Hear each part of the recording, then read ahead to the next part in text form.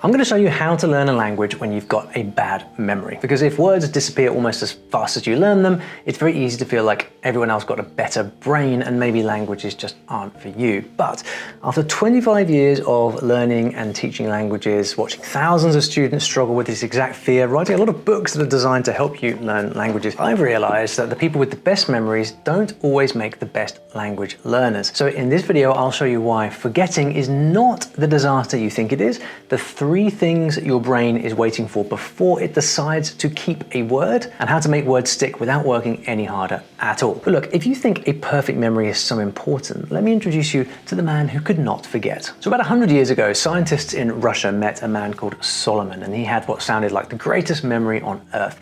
If you could build the perfect language learner in a lab, you'd start with this guy. He remembered everything, every conversation, every feeling, the texture of his cot sheets as a baby, every instruction his boss had ever given him word for word. So naturally, the scientists spent years trying to break his brain. They threw 70-digit numbers at him, poems in languages he didn't even speak. And after 15 years, out of nowhere, he could recite them straight back, right down to the original accent. Now, if you're learning a language, you're probably thinking, right, I'll take that brain, please.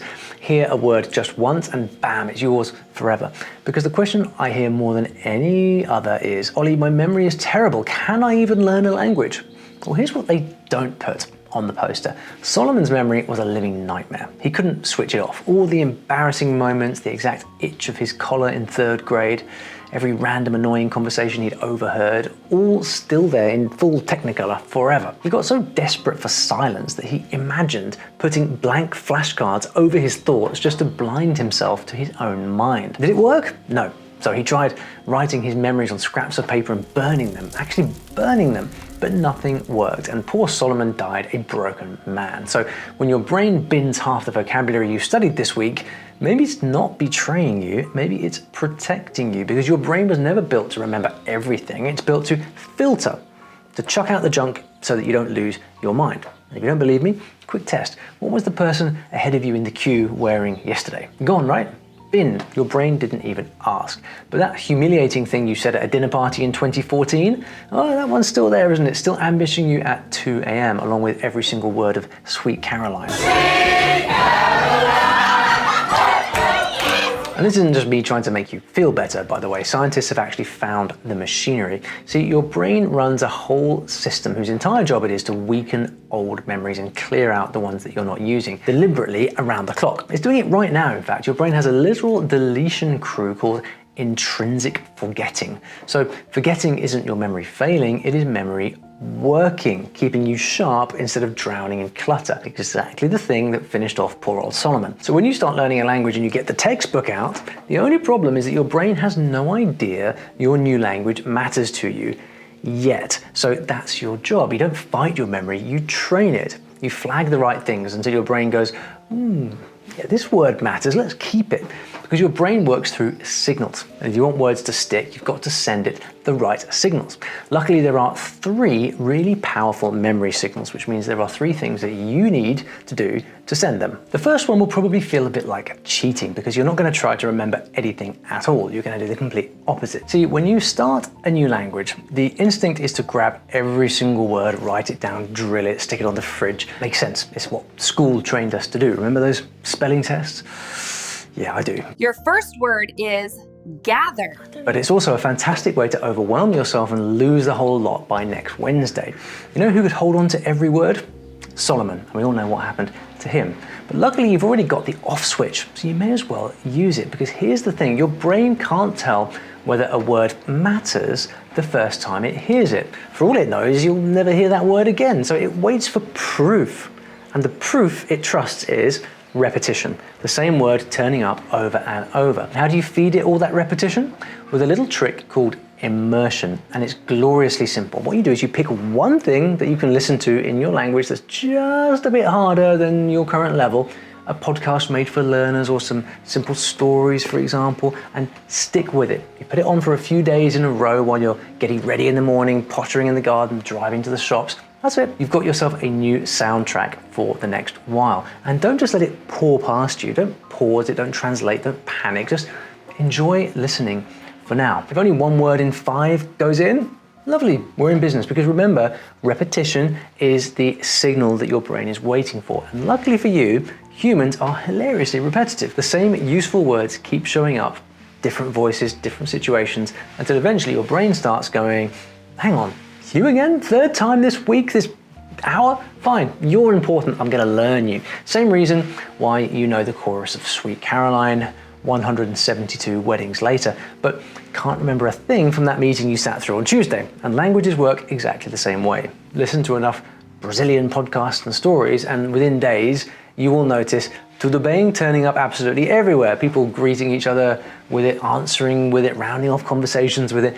Nobody has to tell you that what it means is all good. It's just tudo bem, right? You just keep bumping into it in context until one day it's just yours. It's moved in and taken up residence in your brain, like it or not. And you don't need much of this. 15 minutes a day of this stuff is plenty to start. You press play, get out of your own way. That's immersion. It gets words in through the front door. But your brain still has to decide on which ones stay. And for that, it's waiting for a much stronger signal. Now, quick pause, because I can already see the trap ahead. You're going to finish this video full of good intentions. Immersion, gotta do lots of immersion. And then 3 days from now, the whole plan will have gone the same way as last week's vocabulary, which in a video about bad memory would be a bit ironic. So to help you out, I'm giving you my free language goal planner. It's 2 free pages that you can print out, and then you can write down where you're at right now, where you want to be in 90 days, that's your goal, and then the one thing that you're going to do each day to get there. There's even a little daily tracker thing where you can tick boxes to show that you keep showing up. And the best part, your memory is off the hook because the planner remembers your progress so that you don't have to. It's completely free. You can scan the QR code on the screen or grab the link below in the description. Right, so your ears are filling up with the language now and words are queuing up at the door. So which ones actually get to stay? So you've probably noticed a frustrating thing. You can hear a word 50 times and still lose it by morning. So repetition gets a word noticed, but on its own, it doesn't often make it stick. So what's missing? What signal is your brain holding out for now? Well, it's looking for meaning, because meaning says this actually matters. So how do you give a word meaning? Well, you want to go back and learn from whatever you immersed in earlier. And to get this right, think about how your memory actually files things. It doesn't store lists, it stores moments, it stores emotions, it stores feelings, sights, sounds, smells. Think about it, ask yourself where you were when you got some huge news and suddenly the whole scene comes back, the room, the weather, who said what. That's the filing system. Things that happened to people in places. So a word sitting on a list is just a fact, and facts get binned. But a word tangled up in a moment has meaning, and so it becomes part of memory. Quick example, say that you hear the word chave, which is the word key in Portuguese, and you hear this inside a story, and a woman is locked out of her flat in the pouring rain, dinner still on the hob, going frantic. Onde está minha chave? Where's my key? Now, you're not memorizing chave here anymore, you're watching her. And the word sticks to the scene. It's the drama that is the glue, and your brain keeps what it can picture. Here's the sneaky bit. You're learning grammar too without noticing here, because your brain isn't just spotting words, it's starting to pick up useful little sentence shapes. Where is my key? Onde está a minha? Right? Where is my? Okay, and later you hear it again. Onde está o banheiro? Where's the bathroom? And suddenly your brain starts going, hang on, onde está? That means where is, and it just becomes memorized. It just is the thing that it is in Portuguese, and you know it. And that's one little scene, and it planted a whole working sentence in your head, which means you now know how to ask where anything is. Where's the hotel? Where's the station? Where's the beach? Same shape, different ending, and you've got a little sentence machine. So here's the move your brain has been waiting for. Go back to what you listened to yesterday, the podcast, the story, because this time something lovely happens. You start noticing more. Yesterday, it was just noise washing past you. Today, whole phrases suddenly click because your brain has met them before, and now it's got moments to hang them on. And this is why I keep nudging you towards stories, why I write books of stories. Like a podcast you can often only listen to unless it comes with a good transcript, but a story made for your level comes with words on the page. So on the second visit, you don't just hear it, you read along while the audio plays and the sound of each word and the look of it land together. Stories are wall-to-wall moments, people, trouble, things happening. So every word has something to stick to. It's the whole reason I called my method story learning. And remember, as you are reading, you do not want to be stopping to look up every word in the dictionary. No, no, no, no, no. You are there for the story. The only word you ever look up is the one that won't leave you alone, because you know that nagging feeling, that's your brain already deciding this one's a keeper. A word with a moment attached is a word your brain keeps. And honestly, this is where language learning suddenly starts feeling magical. So far though, everything we've done has been input, but there's one last signal your brain needs before it will guard a word for life. It has to need the word. Hand your brain a moment where you genuinely can't do without a particular word or phrase, and it will never let it go. And the way that you send the signal, you activate the language. You start speaking. And I don't mean repeat after me either. I mean, speak it out in your own real life. Let me show you why this one hits so hard. Remember our woman without her chave? This time, well, let's make it you. You're in Brazil. You've wandered off the main street. Seemed like a lovely idea an hour ago. And now the light is starting to go, your phone's on 3%, and you genuinely do not know where you are. You're getting scared. There's exactly one way home. You ask a stranger, you ask it out loud, and you ask it in Portuguese. So you do. Onde está Ibis Copacabana? You're looking for the Ibis Hotel in Copacabana, because that's obviously the place. Just, it comes out weird, the wrong article, dodgy accent, the lot. But the man smiles, points you down the road and says, "É por ali, it's that way." So you walk back home, you make it back, and I bet you will remember "É por ali" for the rest of your life. Not because you studied it, but because for 30 seconds you really, really needed that phrase, that sentence. But wait a minute, you used the sentence machine. Remember that thing from before? Onde está? You actually reached for it when it mattered. Think about what that moment told your brain. You had to dig the words out yourself. Nobody fed you the line. They were wrapped inside a real event with real stakes, and the event was yours. Your problem, your little victory. And that's why actually needing something is the third signal that your brain has been waiting for, because suddenly this isn't practice anymore.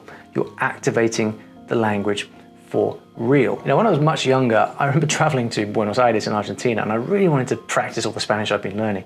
And I used to pull this trick of walking around with a map and actually stopping people on the street and asking where something was. It's like the Teatro Colón this way or that? And it worked great because no one is going to refuse someone asking for directions, right? And it was an opportunity just to start using the language and asking people for help and interacting with people. It worked really, really well. And I still lose words mid-sentence all the time, but the words I've actually used with a real person, they come back. So don't wait till you feel ready.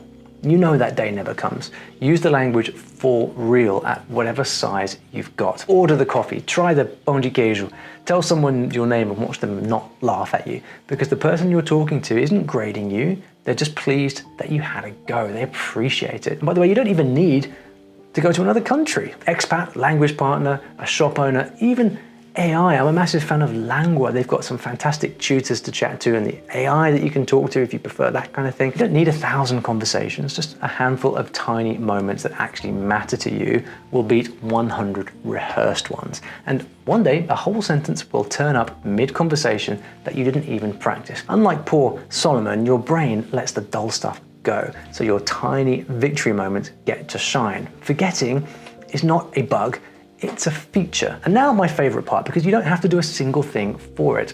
Tonight, when you're flat out asleep, your brain runs back through the day's footage and decides what makes the final cut. This is real, by the way. Scientists call it consolidation. While you sleep, your brain replays what happened and strengthens the connections that you actually used. The word you reached for, the story you got lost in, the sentence you said out loud to an actual human being, those get filed, locked in, moved into long-term storage. And the bit that I find amazing, your sleeping brain doesn't just keep the good stuff, it goes round and physically shrinks the connections that you didn't use that day, turning the weak ones right down so the important ones aren't drowned out. The stuff that mattered gets louder, the clutter gets quieter, and Solomon would have given anything for that bit. So no, you don't need flashcards at 10 o'clock at night. You did the listening, you read the story, you had a go out loud. Now go to bed and let your brain do the night shift for free. So back to poor Solomon one last time. He could remember anything, but he could never choose what to remember. And it slowly took his life apart. You've got the one thing he never had, a say in the matter. Every day your brain asks, keep or chuck, and now you know how to rig the vote. Immerse, meet the language every day so it keeps turning up. Learn, tie it to moments so your brain actually cares.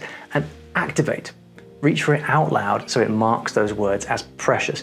Everything else, you can let it go. Forgetting was never your enemy, it's what makes room for the things that matter. Now there is one number that I should warn you about. 10,000 words. That's roughly what it takes to feel fluent, and I know exactly what that number just did to your stomach. 10,000 sounds like a lot, but after everything you've just seen, you already know you are never going to memorize 10,000 words, you're going to let your brain collect them. And there's a way to stack those words up a lot faster than you think, and that's what I'm showing you how to do in this video right here.